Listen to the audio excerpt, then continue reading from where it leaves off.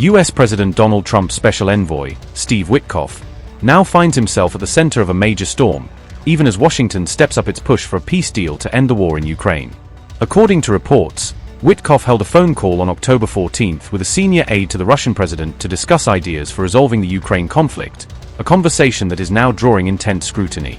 The UK publication The Guardian reported on November 25th details of this call, which were originally accessed by Bloomberg, shedding new light on how the controversial peace blueprint was shaped. In the call, Witkoff allegedly said that any peace agreement would likely require Russian control over Donetsk, potentially combined with a separate land swap or territorial exchange arrangement. He also reportedly offered tips on how Vladimir Putin should present the plan to Trump, advising on both the timing of the approach and the messaging that might make the proposal more appealing.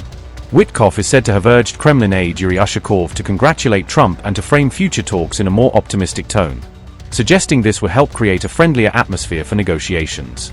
The call appears to reveal the early origins of the controversial peace proposal that the US recently sent to Kiev, indicating that parts of the plan may have been shaped in dialogue with Russian officials.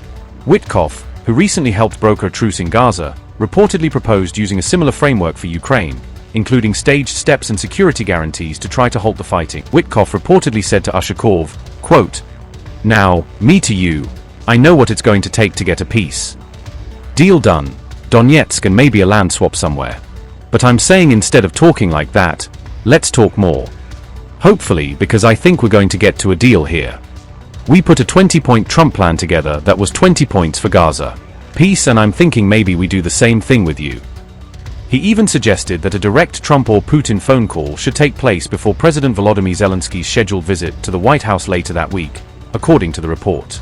Ushakov appeared receptive to Witkoff's suggestions during the call, indicating that Moscow might make use of some of the advice when approaching Trump about the peace initiative.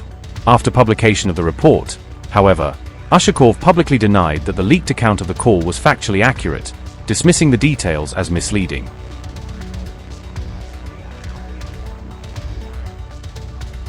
Earlier in November, Trump had sent his 28-point peace plan to both Zelensky and Putin, formally putting his version of a settlement on the table for both leaders to consider.